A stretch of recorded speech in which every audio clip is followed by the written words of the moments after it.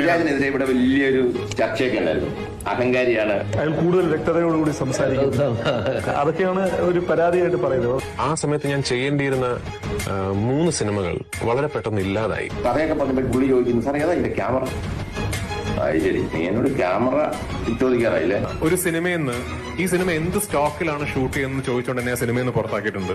അവനെ പറ്റി തെറി പറയാം, അവനെ പറ്റി എന്തു വേണമെങ്കിൽ ചെയ്യാം. പൃഥ്വിരാജ് ഇന്നാണ് ഇതേപോലെ ലെൻസിന്റെ അളവ് ചോദിക്കുന്നുണ്ടെങ്കിൽ ആരെങ്കിലും എതിർക്കും? എങ്ങനെ സ്റ്റോപ്പ് ചെയ്യാൻ ആർക്കും?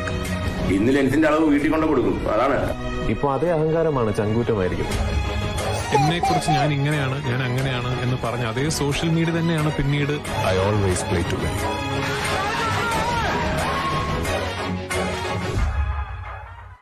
എടാ എന്തൊക്കെ പറഞ്ഞാലും പുള്ളിയുടെ ഏത് പടം വന്നാലും ഉണ്ടല്ലോ, എനിക്ക് പുള്ളിയുടെ ഏറ്റവും ഫേവറേറ്റ് മൂവി ഏതാണെന്നറിയോ? അൻവർ.